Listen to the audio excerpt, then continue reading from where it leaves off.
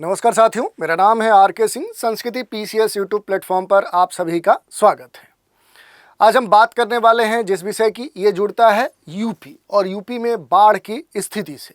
ऐसा हम क्यों कह रहे हैं? तो मानसून आ चुका है और इस बार देखें तो उत्तर प्रदेश में जो वर्षा है वो पर्याप्त नहीं हुई है, यानी कि सामान्य से या सामान्य स्तर पे ही वर्षा हुई है। लेकिन इसके बावजूद भी यूपी के कई सारे ऐसे क्षेत्र हैं जो बाढ़ प्रभावित है, जहाँ पर बाढ़ की स्थिति देखने को मिली है। तो इसी विषय की चर्चा करने वाले हैं। इसमें खास तौर पे हम देखेंगे कि आखिर ये बाढ़ यूपी में क्यों आया है, जबकि वर्षा इस बार देखें तो कम हुआ है। तो इसमें जो कारण सामने खुल कर आ रहा है वो नेपाल में जो बांध हैं उनसे छोड़े गए जो पानी है, उसी कारण से देखें तो भारत में बाढ़ की स्थिति देखने को मिल रही है। तो इस पूरे मुद्दे पर हम चर्चा करेंगे कि आखिर क्या नेपाल जानबूझकर इस तरह की जो कार्रवाई है वो करता है ताकि भारत में बाढ़ आ जाए, या फिर नेपाल की अपनी मजबूरी है पानी वहाँ से बांधों से छोड़ना। तो इसके बारे में हम देखेंगे कि नेपाल में जो भी मानसून है उसका जो प्रभाव होता क्या है, जिस कारण से नेपाल के बांधों से पानी छोड़ना पड़ता है, यानी वर्षा का टोटल जो ज्योग्राफी है आखिर वो है क्या।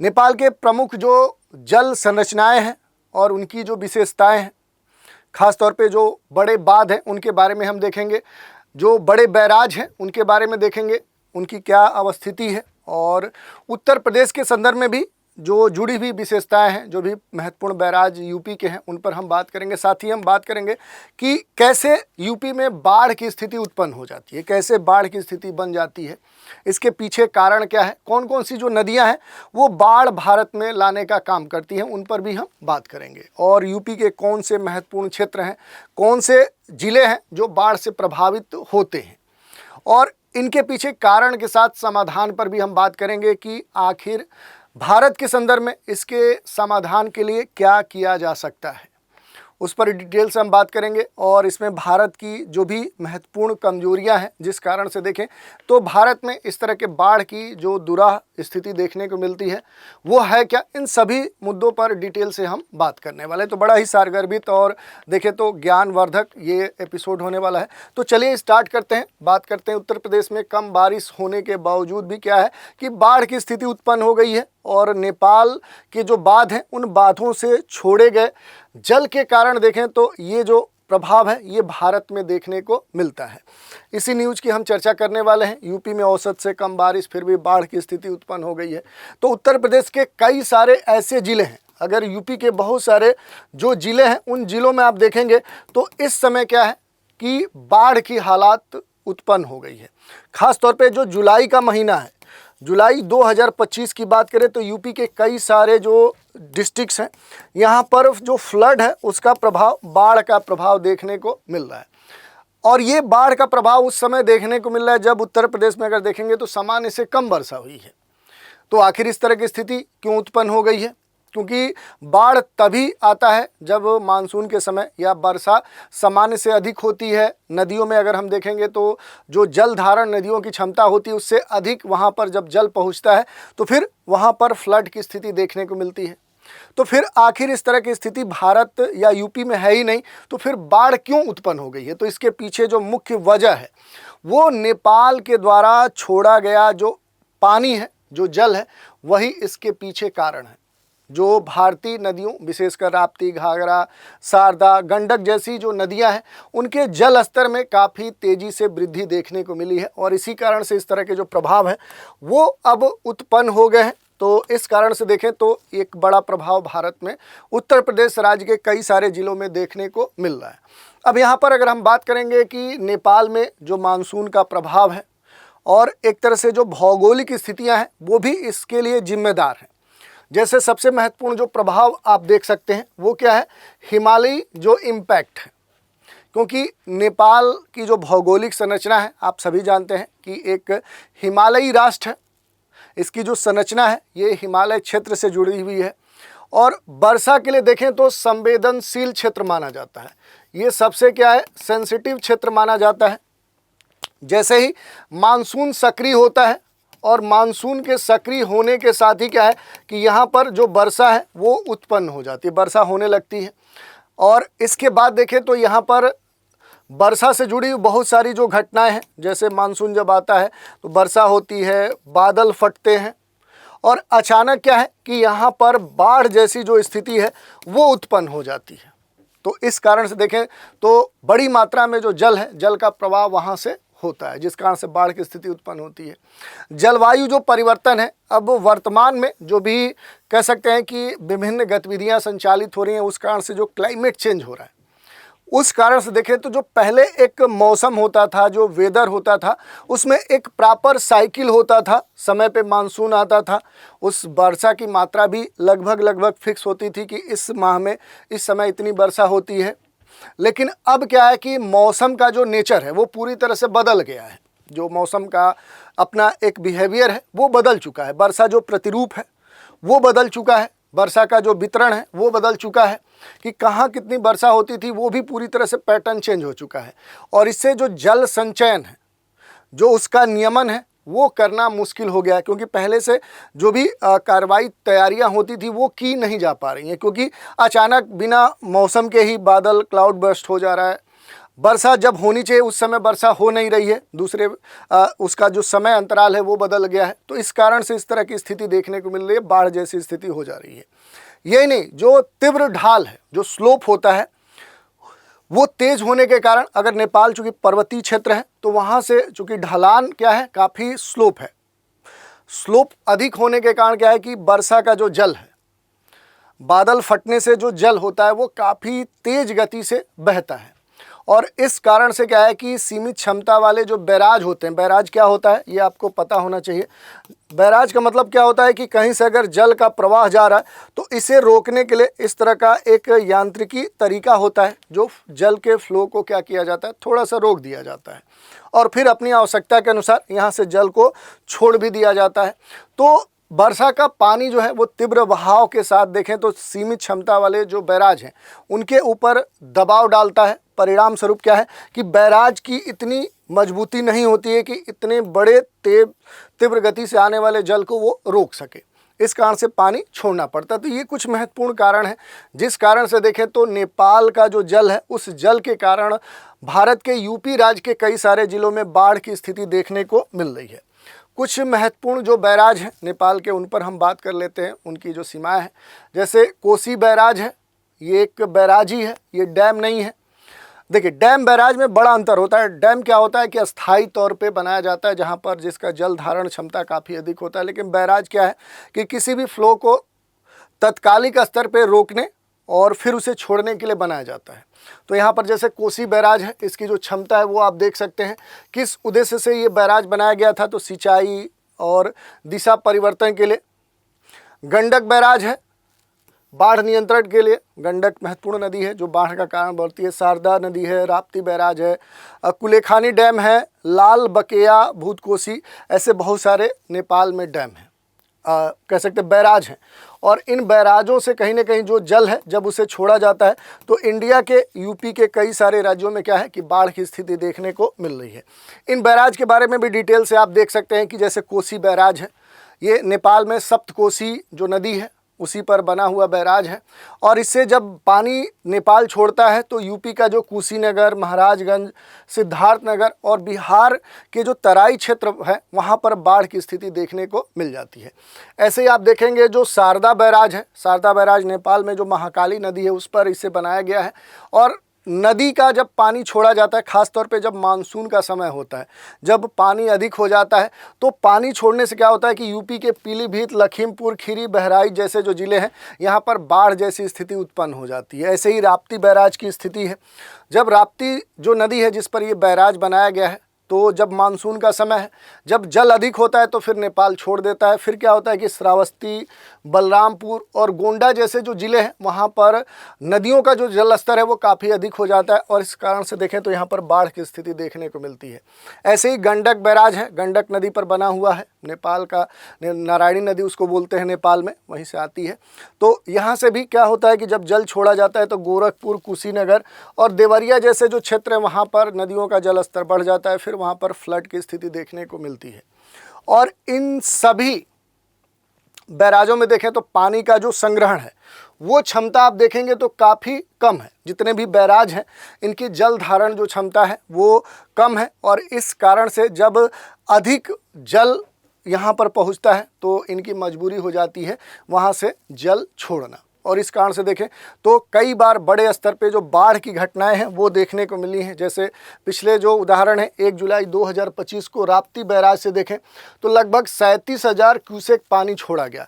और इसके बाद आप समझ सकते हैं चूँकि राप्ती जो बैराज है इससे क्या होता है कि यूपी के जो महत्वपूर्ण डिस्ट्रिक्ट हैं श्रावस्ती, बलरामपुर, गोंडा, वहाँ पर क्या है कि बाढ़ की स्थिति उत्पन्न हो जाती है। ठीक ऐसे ही आप देखेंगे कि हाल ही में जो डेटा आया है जिसमें कहा गया कि 7 जुलाई 2025 को शारदा बैराज से लगभग 20,000 से अधिक क्यूसेक पानी छोड़ा गया।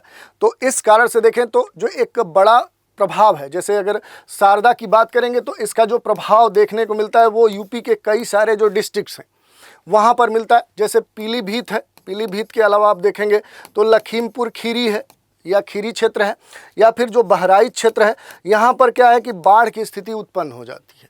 तो इस तरह की जो स्थिति है वो नेपाल में जो बैराज हैं उनसे छोड़े गए जो जल हैं उन कारण से देखने को मिलती है। कैसे बनती है बाढ़ की स्थिति, तो इसे तो हम समझ ही लिए कि नेपाल में जो भी बैराज हैं उनकी जो जल धारण क्षमता है, जो कैपेसिटी है, वाटर कैपेसिटी कंट्रोल करने की, वो लिमिटेड है। लेकिन जब मानसून का समय होता है, वर्षा अधिक होती है, क्लाउड बर्स्ट होता है, तो अधिक मात्रा में जल होने के कारण चूँकि जल का जो प्रवाह है वो नेपाल में काफ़ी तेज होता है, और उस स्थिति में जब ये बैराज उस जल को धारित नहीं कर सकते हैं, इनके ऊपर दबाव उत्पन्न होता है, तो नेपाल क्या करता है कि वर्षा के मौसम में, मानसून के समय, या कह सकते हैं कि ये जो जून, जुलाई, अगस्त वाला जो समय, इस समय क्या करता है कि पानी छोड़ देता है, जिससे उत्तर प्रदेश के नदियों में क्या हो जाता है कि जल स्तर बढ़ जाता है, उफान आ जाता है, और फिर क्या होता है कि बाढ़ की स्थिति यूपी में देखने को मिलती है। अब इसमें सबसे महत्वपूर्ण नदियाँ कौन सी हैं जो कहीं ना कहीं देखें तो यूपी को बड़े स्तर पे प्रभावित करती हैं, तो देखिए इसमें सबसे महत्वपूर्ण कौन सी नदी है? घाघरा नदी है। इसका अलग अलग नाम अलग अलग क्षेत्रों में अलग अलग स्थानीय लोग कहते हैं, घाघरा, सरयू, महाकाली।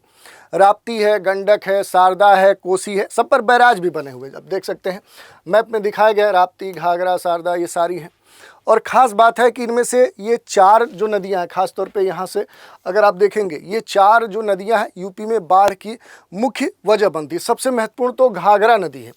घाघरा नदी की बात करें तो सबसे ज़्यादा जो तबाही है वो कौन सी लाती है, तो वो घाघरा नदी ही यूपी में लाती है।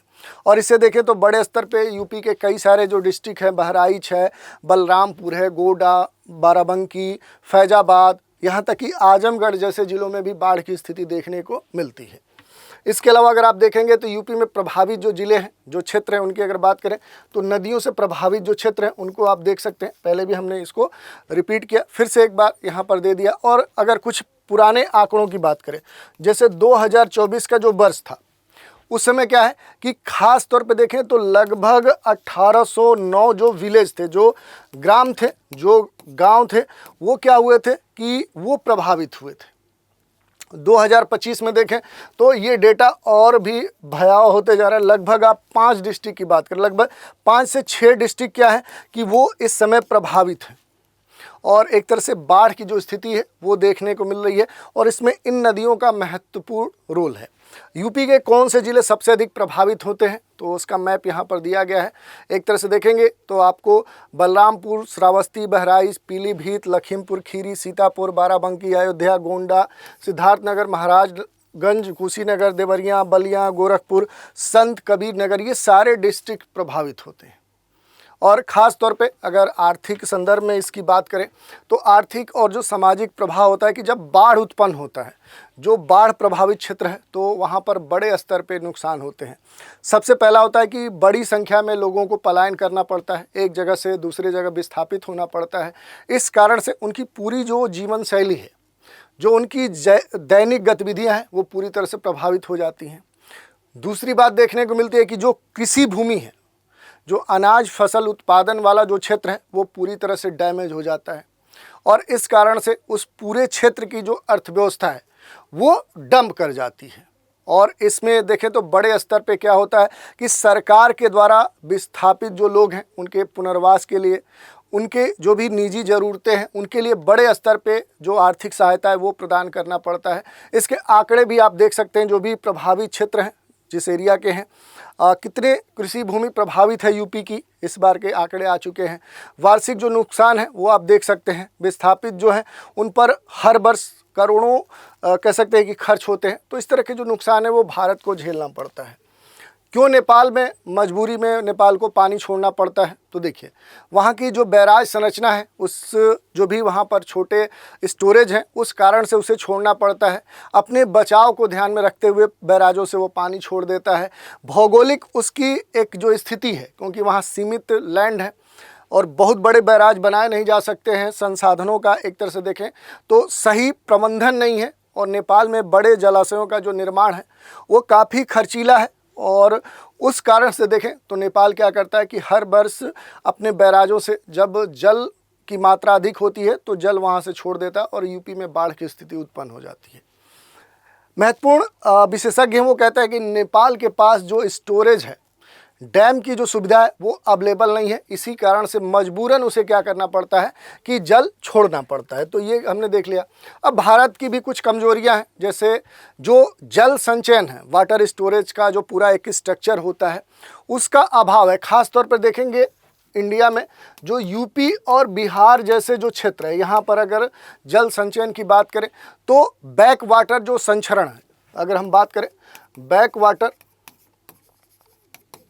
जो कह सकते हैं कि जो स्टोरिंग है, जो संरक्षण की बात कही जा रही है, वो अभी तक उपलब्ध नहीं है, जिस कारण से यहाँ पर इस तरह की स्थिति देखने को मिलती है। और यही नहीं, भारत या ख़ास तौर पे देखें तो उत्तर भारत जो यूपी बिहार पश्चिम बंगाल वाला जो क्षेत्र है, यहाँ पर नदियों की जो सफाई है वो समय पर नहीं होता है, और इस कारण से नदियों में जो गाद जमा होता है वो काफ़ी अधिक होता है। जो अवसाद होते हैं, जो सेडिमेंट्स होते हैं, उनकी मात्रा अधिक होती है, और इस कारण से नदियों का जो जल धारण क्षमता है वो कम होता है, क्योंकि एक तरह से नदियाँ क्या हो जाती हैं, वो उथली हो जाती हैं, तो उनकी जो जल धारण क्षमता है वो कम हो जाती है। और इस कारण से देखें तो नदियों के उथले होने के कारण जो जल है वो काफ़ी दूर के क्षेत्र में फैल जाता है, और इसी कारण से क्या है कि फ्लड की स्थिति देखने को मिलती है। नदियों के किनारे जो अनियंत्रित तरीके से अनप्लान्ड जो बस्तियां हैं वो डेवलप हो चुकी हैं, क्योंकि बाढ़ के समय देखें तो तत्कालिक जो क्षति है वो बड़े स्तर पे होती है। तो इस तरह की जो भी लिमिटेशन है वो भारत के संदर्भ में है। अब इसी के संदर्भ में अगर कुछ बड़े विशेषज्ञों की बात करें, जैसे प्रोफेसर BD त्रिपाठी हैं BHU यूनिवर्सिटी से, ये कहता है कि नेपाल की जो पहाड़ियाँ हैं उनसे पानी जो होता है वो काफ़ी तेज़ गति से आता है, और इसी कारण से देखें तो भारत में बाढ़ की स्थिति देखने को मिलती है। तो ये तो नेचुरल है, वहाँ पर जो स्लोप है वो अधिक है, पहाड़ी क्षेत्र है। प्रोफेसर अजय आर्य हैं LU से, ये कहते हैं कि बड़े बांधों की जो अनुपस्थिति है और जो उनका समन्वय है वो सही ढंग से नहीं होने के कारण नेपाल और भारत में बाढ़ की स्थिति उत्पन्न होती है। प्रमुख पर्यावरणविद हैं डॉक्टर भट्टाचार्य, वो कह रहे हैं कि समाधान नेपाल भारत द्विपक्षीय जो जल प्रबंधन है उसी से निकलेगा। स्थानीय लोगों के प्रयास भी इसमें महत्वपूर्ण है। अब सबसे महत्वपूर्ण हो सकता है कि आखिर समाधान क्या हो सकता है। तो देखिए, दोनों देशों के द्वारा जो भी जल प्रबंधन है उसके लिए प्रयास किए जाए, इसके लिए प्राधिकरण जो बनाए जाए, उनको सही तरीके से रेगुलेट करने का प्रयास किया जाए। जो भी जल भंडारण जो संरचनाएं हैं उन पर खास तौर पे ध्यान दिया जाए। बैक वाटर जो कैनाल्स हैं, कि जब नदियों में अधिक जल आए तो वहाँ से क्या हो कि कैनाल जो नहरें हैं वो निकाली जाए, ताकि नदियों का जो जल है उसका जो विस्तार है वो दूर तक के क्षेत्रों से जोड़ दिया जाए। रिजर्व्स बड़े जो भंडारण हैं वो बनाया जाए, तो इससे क्या हो सकता है कि बाढ़ की स्थिति को कम किया जा सकता है। इसके अलावा नदी ड्रेजिंग और सिल्ट जो निष्कासन है, जो गाद है, सेडिमेंट्स हैं, उसके निकालने का प्रयास किया जाना चाहिए। बाढ़ के संदर्भ में पूर्व जो एक अलर्ट सिस्टम है वो डेवलप किया जाना चाहिए। अब तो लेटेस्ट टेक्नोलॉजी आ चुकी है, तो उसका सहायता या उसकी हेल्प लेनी चाहिए। स्थानीय स्तर पे जो भी जल संरक्षण है, वर्षा जो जल संचयन है, इसके लिए जो भी तकनीक है, जो भी आधारभूत संरचना है वो विकसित की जानी चाहिए। और मजबूत स्तर पे जो पुनर्वास नीति है, जो बाढ़ बीमा है, लोगों के विकास के लिए, उनकी ज़रूरतों के लिए लागू किया जाना चाहिए। तो इस तरह के जो प्रयास हैं अगर ये किए जाते हैं तो बाढ़ के ऊपर भी कंट्रोल किया जा सकता है, उससे प्रभावित जो लोग हैं, जो क्षेत्र हैं, उनका भी सही तरीके से प्रबंधन किया जा सकता है। तो इस तरह से पूरा जो टॉपिक है उसके बारे में हमने डिटेल से समझा। इसी पर आधारित एक प्रश्न देखते हैं, निम्नलिखित में से कौन सी नदियाँ नेपाल से निकलकर उत्तर प्रदेश में बाढ़ का कारण बनती हैं? गंगा, यमुना, चंबल है, घाघरा, राप्ती, गंडक, शारदा है, ताप्ती, साबरमती, नर्मदा है, ब्रह्मपुत्र, कावेरी और गंगा है। तो प्रश्न का आपको उत्तर देना है कि आखिर महत्वपूर्ण कौन सी नदियाँ हैं जिन कारण से देखें तो भारत के यूपी बिहार में क्या देखने को मिलता है, तो बाढ़ की स्थिति देखने को मिलती है, यही आपसे पूछा गया है। तो ये पूरा टॉपिक था और एक महत्वपूर्ण सूचना है उस पर भी बात कर लेते हैं। मानसून सुपर सेवर सेल के तहत देखें तो संस्कृति आईएएस के द्वारा संचालित जो विभिन्न कोर्स हैं उन पर बड़ा डिस्काउंट ऑफर संचालित किया जा रहा है, जिसकी वैलिडिटी है 10 से लेकर 14 जुलाई 2025। अब कौन कौन से कोर्स हैं जिन पर महत्वपूर्ण छूट दिए जा रहे हैं? जैसे आईएएस जो फाउंडेशन कोर्स हैं, इसमें अगर देखेंगे तो पीटी मेंस के लिए जीएस, जीएससी सेट जो ऑनलाइन कोर्स हैं इन पर महत्वपूर्ण 60% की छूट दी जा रही है। और ख़ास बात है कि ये सारे जो कोर्स हैं ये ईएमआई की सुविधा पर भी उपलब्ध हैं। दूसरा जो कोर्स है वो ऑप्शनल कोर्सेज हैं जिस पर मोर देन 50 to 60% की छूट प्रदान की जा रही है। ऑनलाइन मोड की बात करें तो भूगोल का जो बैच है वो 15 जुलाई से सुबह के 8 बजे स्टार्ट हो रहा है। इस कोर्स के लिए जो निर्धारित फ़ी है वो 45,000 है, लेकिन इस पर डिस्काउंट के बाद अब ये 45 की जगह पर आपको केवल 25,000 में प्रदान किया जा रहा है।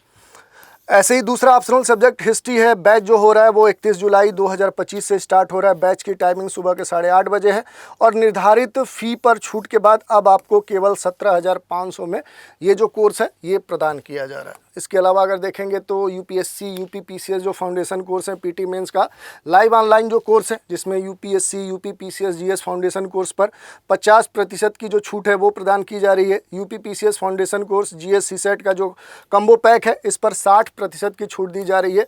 और UP PCS target batch prelims 2025 पर 70% की छूट दी जा रही है। पीसीएस जो फाउंडेशन कोर्स हैं उन पर भी महत्वपूर्ण छूट दी जा रही है। और बीपीएससी, एमपीपीएससी, आरएस और 71वीं बीपीएससी की जो पीटी टारगेट बैच है इन पर आप देखेंगे तो 75% की जो छूट है वो आपको प्रदान की जा रही है। खास बात है कि ये सारे जो छूट है इनके लिए जो ऑफ़र वैलिड है ये कब तक है, तो ये 14 जुलाई 2025 तक वैलिड है। और भी कोई क्वेरी आपकी है, कोई शंका है, कोई प्रश्न है तो नीचे दिए गए नंबर पे कॉल करके आप अपने शंका समाधान को प्राप्त कर सकते हैं। दूसरा तरीका है संस्कृति आईएएस की जो वेबसाइट है वहाँ विजिट करके भी संबंधित जानकारी प्राप्त कर सकते हैं। तो इस तरह से हमने आज देख लिया कि आखिर उत्तर प्रदेश में सामान्य से कम वर्षा हुई है, सामान्य वर्षा हुई है, फिर भी बाढ़ की स्थिति क्यों उत्पन्न हो गई है। इसके पीछे जो कारण है वो नेपाल से छोड़े गए जल के प्रभाव के कारण देखें तो यूपी में बाढ़ की स्थिति है। तो इससे जुड़े हुए जो भी अहम पहलू थे उन पर हमने डिटेल से बात की। तो आज के एपिसोड में इतना ही। आप सभी हमारे साथ बने रहें, इसके लिए धन्यवाद।